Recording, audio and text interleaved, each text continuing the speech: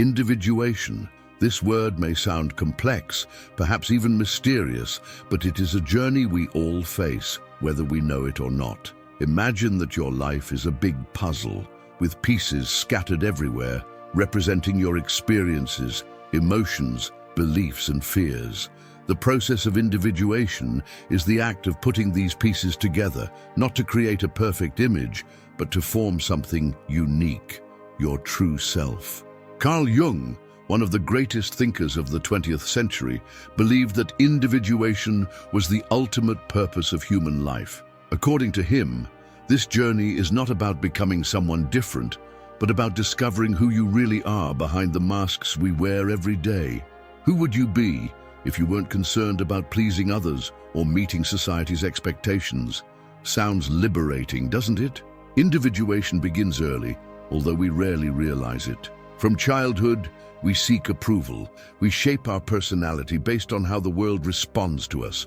We want to be accepted, valued, loved. This is natural. But in the process, parts of us end up falling by the wayside. Maybe you were a creative child, full of ideas, but were discouraged because art doesn't make money. Or perhaps it was someone who was very sensitive, but was told they needed to toughen up to survive. These parts of you don't disappear. They hide, waiting for the right moment to emerge. And this is where the concept of shadow comes in. Jung described the shadow as the side of ourselves that we prefer to ignore. These are traits that we consider unacceptable, shameful, or frightening. It could be anger, insecurity, fear of failure, or even talents that we repress. Individuation invites us to look at this shadow not as an enemy, but as a vital part of who we are. After all, how can you complete a puzzle while ignoring essential pieces? Interestingly, individuation is not just a personal quest.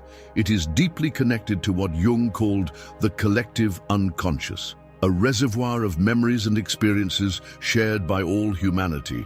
Think of it as a universal library, where the myths, symbols, and stories that shape the human condition are archived. When you work to understand yourself better, you also access this collective wisdom, finding answers to questions that span generations. Who am I?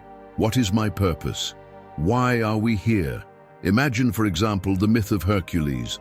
His journey, full of challenges, battles, and moments of overcoming, is a reflection of the path of individuation. Hercules had to face monsters, but more importantly, he had to face himself, his fears, doubts, and failures.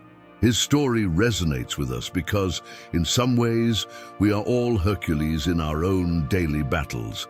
If you think about it, individuation is a dance between what is conscious and what is hidden in the subconscious.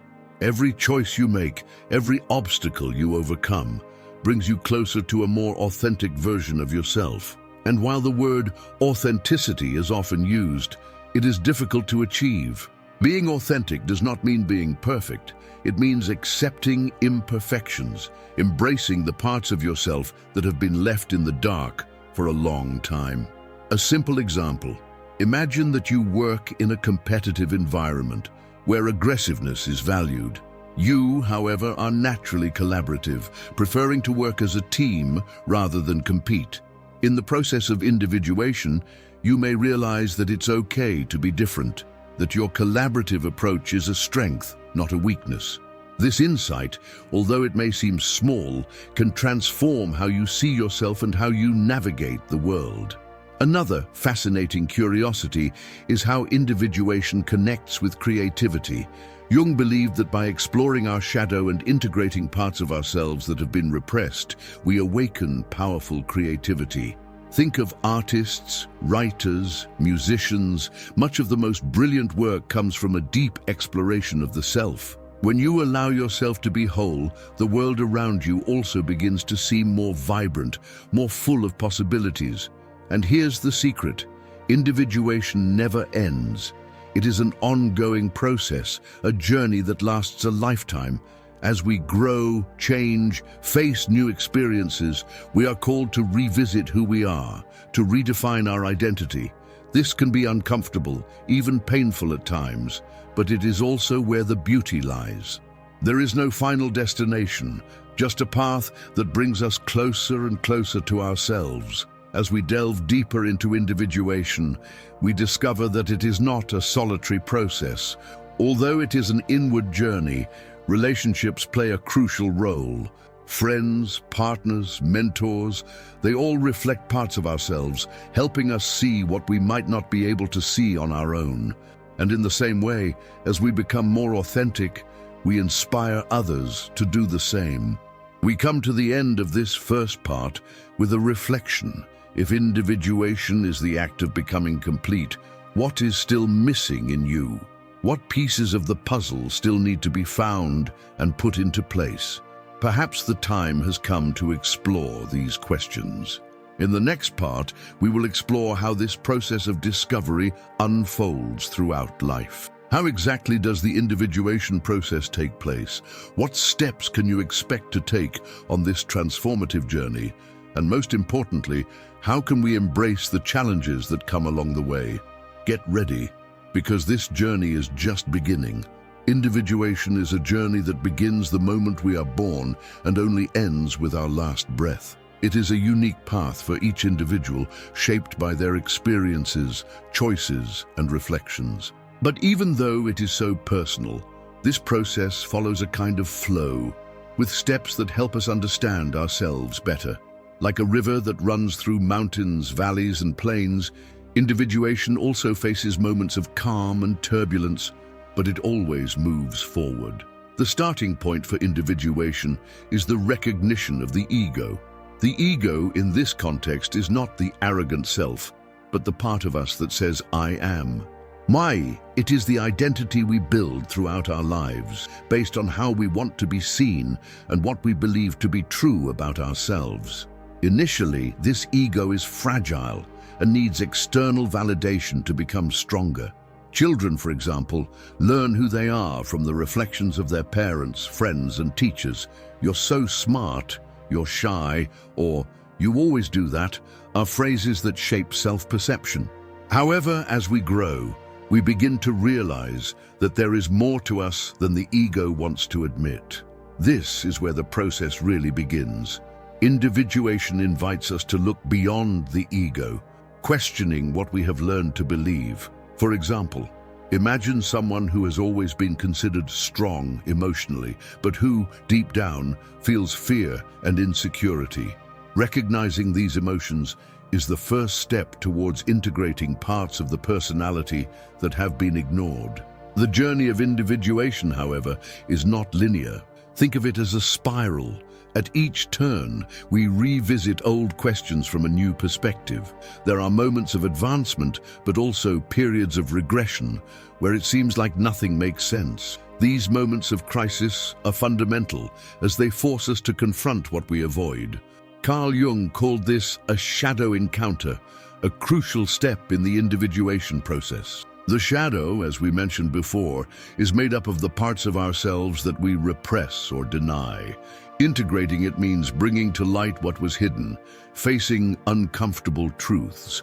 Imagine, for example, someone who believes they are generous, but who, when looking inside, realizes that their generosity is motivated by the desire to be loved. It's not easy to admit this, but this type of insight helps us act more authentically, without masks or ulterior motives. Another fascinating aspect of individuation is the importance of archetypes, which Jung described as universal models of behavior and experience. The hero, the sage, the rebel, the caretaker, all of these archetypes live within us.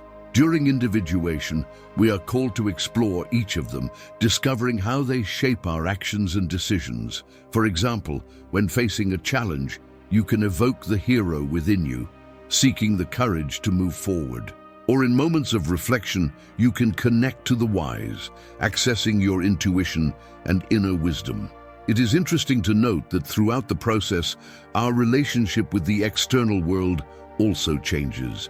Individuation teaches us to see others as mirrors of ourselves. What we admire or reject in others often reflects something that is within us.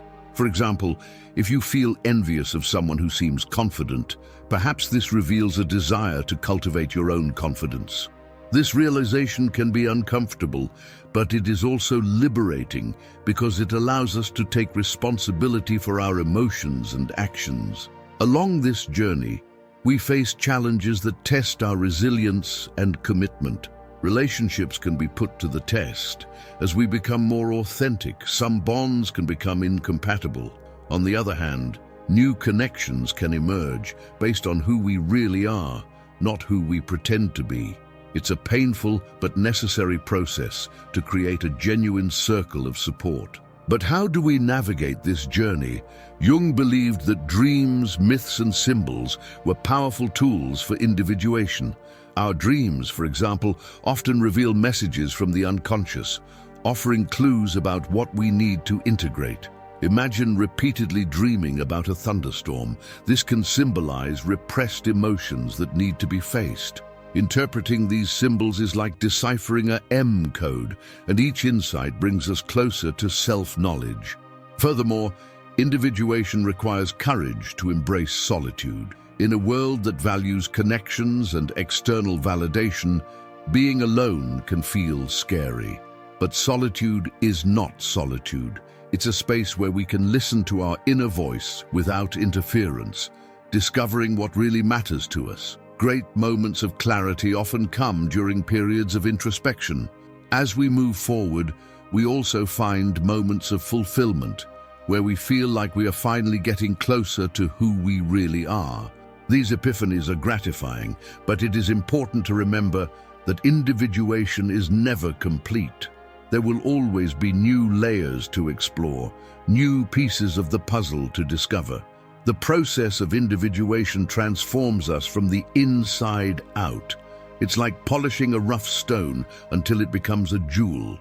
And while the journey is challenging, it is also deeply rewarding. Each insight, each achievement leaves us stronger, more whole. And here's the most exciting point. Individuation prepares us to face future challenges with more confidence and resilience. So, as we say goodbye to this part, reflect. What in your life needs to be reviewed or given new meaning? What aspects of your personality are waiting to be discovered? In the next part, we will explore how loneliness plays a crucial role in this process of discovery and integration. After all, we can only find ourselves when we learn to be alone. Loneliness, often feared and misunderstood, is one of the most important pillars in the individuation process. For many, the idea of being alone causes discomfort, anxiety, or even sadness. However, there is a profound difference between loneliness and solitude. While loneliness refers to the feeling of isolation and disconnection, solitude is a state of being with oneself in an intentional, deep, and enriching way. In the frenetic pace of modern society, solitude becomes an almost unattainable luxury. We are constantly surrounded by stimuli, cell phone notifications, social commitments, work demands. Everything conspires to keep us busy, distracted, and away from a genuine encounter with our own self. But it is precisely in this silence, in this pause, that we find the most profound answers. Imagine a peaceful lake whose waters perfectly reflect the sky. This lake can only be so crystal clear because it is at rest, undisturbed. This is also the case with the mind in solitude.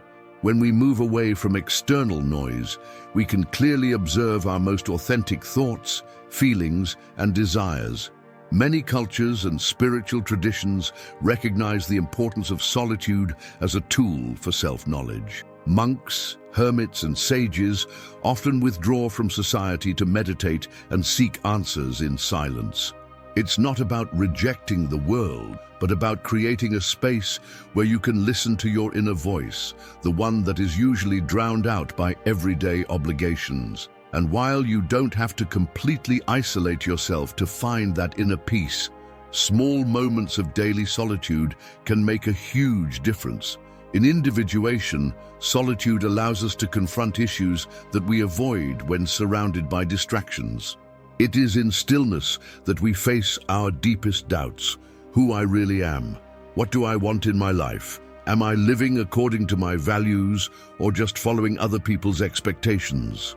These questions may be uncomfortable, but they are essential for personal growth. However, it takes courage to embrace solitude. Many of us use constant busyness as a way to avoid confronting fears and insecurities. For example, someone who fills every minute of the day with work, social media, or dating may be running away from feelings of inadequacy or emptiness. But by allowing ourselves to be alone, we face these emotions head-on, making space for healing and transformation. Interestingly, it is in solitude that we also strengthen our bonds with others. This may seem contradictory, but it's true. When we learn to be comfortable with ourselves, we stop seeking constant validation in our relationships. We become more emotionally self-sufficient, which allows us to connect with others more genuinely and deeply.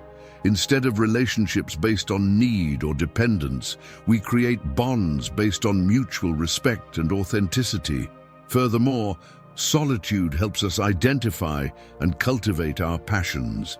When we are alone, free from external expectations, we can explore interests and talents we may have overlooked. Great ideas often emerge in moments of silence. Think about how many writers, artists, and inventors have attributed their greatest creations to periods of introspection.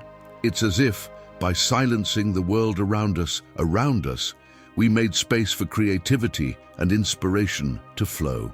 There is also a biological aspect to this equation. Research shows that regular moments of disconnection and calm reduce stress levels, improve mental health, and even increase our ability to solve complex problems. The brain, when overloaded with stimuli, goes into survival mode, prioritizing only the most urgent tasks. But when we give him the gift of solitude, he has the opportunity to reorganize information, find creative solutions, and restore his energy. Solitude, however, does not have to be dramatic or involve radical changes. Small gestures like turning off your cell phone for an hour, walking alone in a park, or setting aside time for meditation can be incredibly powerful. The important thing is to cultivate the intention of being present with yourself, without distractions or judgments. It is in this space of introspection that many encounter what Jung called the self, the most authentic and integrated part of our psyche. It's as if solitude is a portal to the self, allowing us to access insights and wisdom that remain hidden when we are immersed in everyday chaos. But solitude is not just a space of discovery, it is also a refuge. In a world that constantly demands productivity and results, it's easy to feel exhausted and disconnected. Solitude offers us the chance to recharge our energies and reconnect with what really matters. It's an act of self-care, a necessary break in a society that rarely stops. In the end, loneliness is not a state to be feared, but rather celebrated. It is an opportunity to find ourselves again, to rediscover ourselves, and to strengthen our relationship with ourselves and the world around us. And as we close this part, reflect. How can you create more moments of solitude in your life? What could you discover about yourself if you allowed yourself to be truly alone? In the next part, we'll explore how facing the shadow can be one of the most transformative steps on this journey.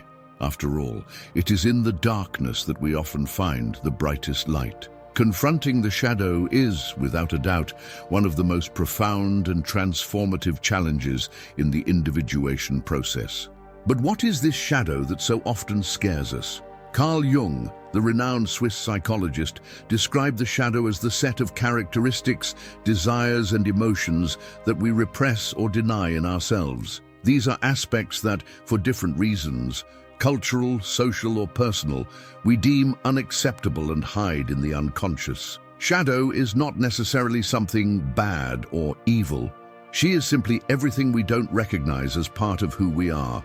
It could be a repressed desire, a neglected talent, or even an emotion like anger or envy that we learn to avoid from an early age. But the shadow, however hidden, never disappears. It continues to influence our actions, thoughts, and relationships, often unconsciously. Imagine a person who, throughout their life, has been taught to avoid conflicts at any cost. She represses her anger, believing that being good is the only way to be accepted. But this anger doesn't go away. It builds up, manifesting itself in unexpected ways, such as outbursts of irritation, resentment, or even physical problems like muscle tension. The shadow, when ignored, finds ways to express itself, even against our will. Confronting the shadow is not only necessary, it's liberating. It's like going into a dark room with a flashlight. It can be scary at first. We don't know what we're going to find.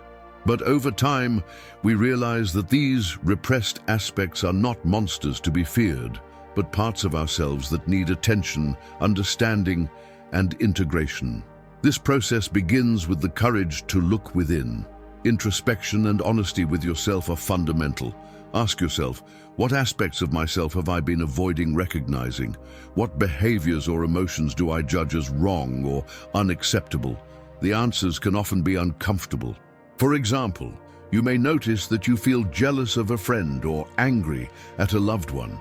Recognizing these emotions does not mean you are a bad person. Rather, it is a vital step toward understanding why these emotions arise and how they can be transformed. Confronting the shadow also requires humility. We must accept that we are imperfect human beings, with light and darkness coexisting within us. This balance is natural and necessary for growth. After all, how can we become whole if we reject parts of ourselves?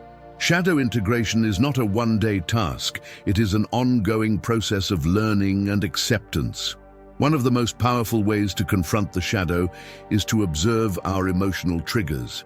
When something or someone irritates us deeply, this usually reveals something about ourselves. For example, if you feel angry at someone who is very assertive, you may be repressing your own ability to set limits.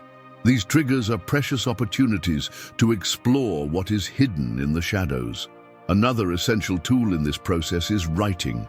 Keeping a diary where you record your emotions, thoughts, and reactions can help you identify patterns and repressed aspects. Ask yourself, why did I react this way? What did this situation awaken in me? Over time, you will begin to notice connections and bring to light parts of yourself that were previously hidden. Practicing meditation and mindfulness can also be extremely helpful. By cultivating the ability to observe your thoughts and emotions without judgment, you create a safe space to explore your shadow.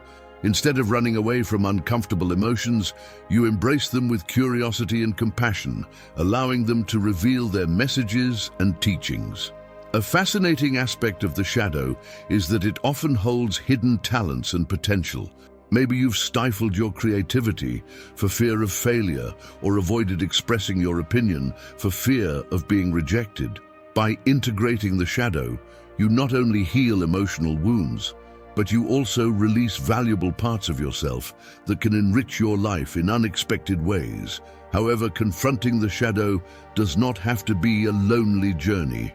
Therapy, especially Jungian psychology, offers a safe space to explore these aspects with the support of a professional. Sharing your journey with someone who can offer guidance and perspective can make the process easier and more enriching. By integrating your shadow, you become more authentic. Instead of projecting repressed aspects onto others, you take responsibility for your emotions and actions. This improves your relationships as you become more empathetic and understanding, both with yourself and others. Furthermore, shadow integration increases your ability to face challenges and make decisions with confidence, as you are no longer controlled by unconscious fears or desires. The shadow is not your enemy. It's a part of you that longs to be seen and accepted. And in doing so, you get closer to yourself, the truest essence of who you are. This work, although challenging, is deeply transformative. It gives you the power to live more fully, honoring all aspects of your humanity. As we wrap up this part, reflect. What aspects of your shadow are ready to be explored? What can you learn by looking at what is hidden? In the next part, we will explore the search for authenticity, an essential step in the journey of individuation. After all, by integrating the shadow, we open the way to becoming who we really are. The search for authenticity is the beating heart of the individuation process. Being authentic means living aligned with your essence, without masks or disguises imposed by external expectations. It's a state of being where you not only accept who you are, but are proud of your uniqueness. However, the journey towards authenticity can be challenging, as it requires courage to face judgment, let go of old patterns, and embrace who you really are. From an early age, we are shaped by social, cultural, and family norms that teach us how we should behave, what we should value, and even who we should become.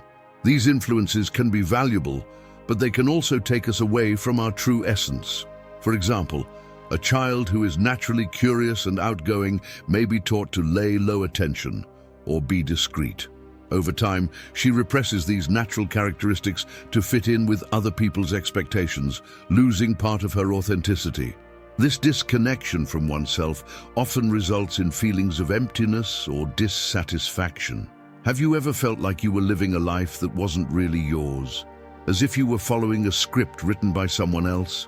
This feeling is a call to authenticity, an invitation to return home within yourself. The search for authenticity begins with self-exploration. Who are you beyond the roles you play? Beyond the expectations of who you should be? To answer these questions, you need to take a deep dive into your story, your passions, your fears, and your dreams. It's not about reinventing who you are, but about rediscovering what has always been there, often hidden beneath layers of conditioning.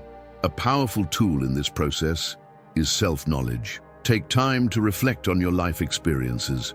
What moments made you feel most alive? What do you love to do, even if no one is watching? These answers often point to your essence, to what makes you unique. Another crucial aspect of authenticity is the courage to be vulnerable. In a world that often values perfection and conformity, showing who you really are can be scary, but it's also incredibly liberating. Vulnerability allows you to connect with others in a genuine way, creating deeper, more meaningful relationships. After all, when you allow yourself to be seen as you really are, you also give permission for others to do the same. Consider a practical example. Imagine you always wanted to pursue a creative career, but were discouraged because you believed it was impractical. Instead, he chose a profession that seemed safe, but did not satisfy him. Authenticity requires you to face this repressed desire and ask yourself, what is really stopping me from following this path? It could be the fear of failure, the need for approval, or even doubts about your own worth. Identifying these barriers is the first step to overcoming them. However, being authentic does not mean acting without consideration for others or the context around you. It's about finding a balance between your inner truth and the outer world. You can, for example, express your opinions and desires respectfully, without compromising their essence. It's possible to be authentic without being inflexible, embracing your individuality while holding space for connection with others. A practical exercise to develop authenticity is the practice of gratitude and self-praise. At the end of each day, ask yourself, what did I do today that reflected who I really am? Recognize these small actions as victories, no matter how small they seem. This helps to reinforce your confidence and strengthen your connection with your essence. Another way to cultivate authenticity is through creativity.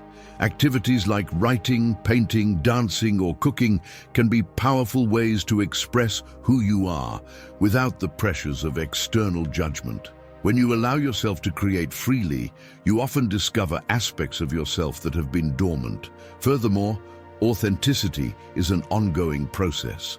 As you grow and evolve, your essence may also change. What matters is be true to the present moment, listening to your intuition and adjusting your path as needed. This flexibility is an essential part of living authentically. But what do you gain from embracing your authenticity? In addition to a sense of fulfillment and purpose, living authentically attracts people, opportunities, and experiences that resonate with your truth. You stop wasting energy trying to adapt to external standards and start living in a lighter and more rewarding way. We close this part with a reflection. What does being authentic mean to you? What small steps can you take today to align more with your essence? In the next part, we'll explore how this journey to authenticity connects to the metaphor of the hero's journey, a universal archetype that offers powerful insights into the process of individuation. Follow this next stage of the story and discover how your own journey intertwines with the epic stories that inspire us so much. The hero's journey is a powerful metaphor for the process of individuation. Popularized by mythologist Joseph Campbell, this archetypal narrative is present in myths, legends, and stories from all cultures. But why does it resonate so deeply with us? Because it reflects, in a symbolic way, the inner journey that each of us faces when seeking self-knowledge, authenticity, and personal fulfillment. The journey begins with the call to adventure. This is the moment when the hero realizes that his ordinary life is no longer enough. Something inside you, a desire, a restlessness, a need, pushes you to leave your comfort zone and explore the unknown. This calling can come in many forms: a landmark event, a crisis, or even a persistent dream that can no longer be ignored. In the context of individuation, the call to adventure is the invitation to look inside yourself. That's when we realize that there is something deeper to be discovered, that life on the surface is not enough. Perhaps it is a moment of existential crisis, when certainties disappear, or a persistent dissatisfaction with the status quo. Whatever form this calling takes, it marks the beginning of a transformation. However, the hero often resists the call. Fear of the unknown, doubts about your own capabilities, and attachment to comfort can be initial barriers. Who has never felt those butterflies in their stomach when facing a significant change? However, just like in myths, life tends to conspire for us to face the call. Ignoring it often results in more pain or dissatisfaction until we finally agree to embark on the journey. Once the hero crosses the threshold of the known world, he enters the realm of the extraordinary, a territory full of challenges, allies, and adversaries. In individuation, this is the moment when we confront our shadows, face our fears, and discover strengths we didn't know we possessed. Here, every obstacle is a learning opportunity. Every adversity is a potential lesson. Imagine, for example, someone who decides to confront their chronic insecurity. This is the call to adventure. By seeking therapy or self-exploration, this person crosses the threshold into unknown territory.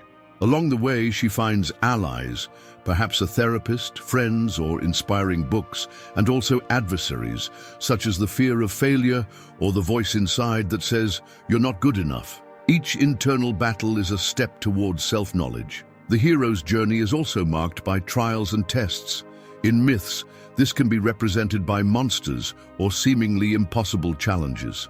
In real life, these tests are our most difficult moments, facing loss, overcoming trauma, or making difficult decisions that redefine who we are. These moments, although painful, are crucial to individuation. It is in them that we discover our resilience, strength, and ability to overcome. At some point, the hero reaches the climax of his journey, the confrontation with the great challenge or the meeting with the mentor. This is the moment when everything seems to be at stake, when the hero is tested to the limit. In individuation, this moment is the direct confrontation with the shadow, the encounter with the deepest and often frightening aspects of our being. It is a process that requires courage and determination, but also brings profound transformation. After overcoming this challenge, the hero returns to the known world, but he is no longer the same. He brings with him the elixir, the learning or transformation that he achieved during his journey. In individuation, this return is the integration of everything we have learned. It doesn't mean that we become perfect, but that we are more whole, more aware of who we are. A fascinating example of this is in classic stories like The Lord of the Rings, where Frodo returns to the Shire after destroying the ring. He is no longer the naive hobbit that left. He is now someone profoundly transformed for the trials he faced. Like Frodo, we all bear the signs of the internal battles we fight, but also the rewards of the growth we achieve. But why is the hero's journey so powerful? Because it is universal. All of us at some point are called to step out of our comfort zone, face our fears, and seek something greater. It doesn't matter if we're dealing with career choices, relationships, mental health, or spirituality. The structure is the same. And by recognizing this, we realize that we are not alone in our struggles. Each of us is the hero of our own story. At the end of the journey, the hero not only transforms himself, but also transforms the world around him. Individuation is not just an internal process. Its fruits are shared with those around us, whether through a more authentic presence, more conscious actions, or the inspirations we offer to others. We close this part with a reflective question. Have you identified your own hero's journey? What is the calling you may be ignoring? In the next part, we will explore how individuation connects to modern society and the challenges of seeking authenticity in a world that constantly distracts us from ourselves. Stay with us to continue this profound and revealing discovery. Individuation, this profoundly transformative process of self-knowledge and integration, faces unique challenges when faced with modern society. In a world saturated with information, where connectivity is constant and the pressure for conformity has never been greater, the obstacles to individuation are increasingly complex. The advancement of technology, the immediate gratification it offers, and social expectations create a scenario in which it is more difficult than ever to detach from external expectations and listen to your own inner voice. In modern society, distractions are everywhere. We are always connected, always accessible, always consuming something, be it media, social networks, or even the incessant flow of daily tasks and commitments. This hyperconnectivity can make the individuation process more difficult, which often requires solitude and introspection. To individuate, we need a space of stillness where we can reflect on ourselves, where we can pause and question the norms, standards, and values imposed. However, modern society values speed, efficiency, and productivity, often disregarding the importance of personal time for self-knowledge. One of the biggest challenges for individuation today is the pressure to perform and the fear of not being enough. The idea that we need to have it all, professional success, an active social life, perfect relationships, can make us feel like we're constantly chasing something without ever stopping to reflect on who we really are. Social media intensifies this pressure, creating a stage where people show only the best moments of their lives, a distorted reflection of reality. This can create a feeling of inadequacy and insecurity in those who are searching for their authenticity. No matter how hard we try, constant comparison with others can take us away from our own journey, as we forget that true happiness lies not in the lives of others, but within ourselves.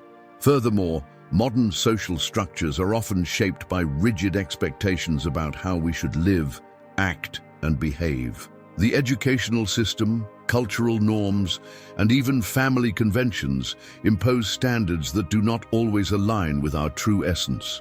Society values, for example, material achievements and public recognition, while individuation, on the contrary, requires a move away from these external metrics so that we can cultivate a sense of genuine identity. In a society that celebrates the outside, the inner journey can be seen as less important, which makes the search for authenticity more difficult. Furthermore, the pressure for immediate results, characteristic of the consumer society, prevents us from experiencing the transformation process fully. Individuation is a journey that requires patience, which takes place over a lifetime. However, The incessant search for instant gratification makes us impatient and anxious, disconnecting us from the depth of the process. The idea that transformation must be quick and tangible goes against the essence of individuation, which is subtle, gradual, and often painful. However, technology also offers valuable resources that can be used for personal growth and the search for authenticity. Tools like online courses, guided meditation, self-care apps, and virtual support communities can provide crucial support for those looking to reconnect with themselves. When used in a conscious way, these technologies can help create spaces for inner reflection and even strengthen a sense of community for those who, for various reasons, may feel isolated. There is therefore an interesting paradox. Although modern society presents obstacles to individuation, it can also be an ally, as long as we use its tools in a way that is aligned with our deepest values. A practical example of this can be seen in the popularization of mindfulness and meditation practices. Today, many people use apps like Headspace or Calm to meditate at home, anywhere. These resources help create moments of introspection and reflection in the midst of the everyday rush. They remind us of the importance of slowing down, seeking moments of silence, and being present in our own experience, temporarily removing ourselves from the constant flow of external stimuli. Another crucial aspect of individuation in modern society is the challenge of disconnection from nature. In an urbanized world, where we spend most of our time indoors, the lack of contact with the natural world can make it difficult to connect with our own essence. However, increasingly, there is a movement towards reclaiming this relationship with nature through practices such as eco-psychology, which suggests that contact with the natural environment is essential for psychological and emotional well-being. The simple act of spending time in nature can help us restore the internal balance and clarity necessary for individuation. In the midst of this modernity that drives us towards speed and productivity, individuation requires silent courage, the ability to pause and listen to our own voice in a world that constantly tries to shape us. However, this journey is possible. No matter how connected we are, it is possible to find moments of silence and self-knowledge, even if they are short. Every small action we take towards authenticity is a victory. And along this journey, we find our truth, our deepest essence, and ultimately a place of peace. But how then can we seek individuation in a world that seems so far from this internal search? How can we face these challenges and continue the journey of self-knowledge amidst modern chaos? The answer may lie in learning to create space for silence and introspection, in consciously choosing to slow down and take time for ourselves.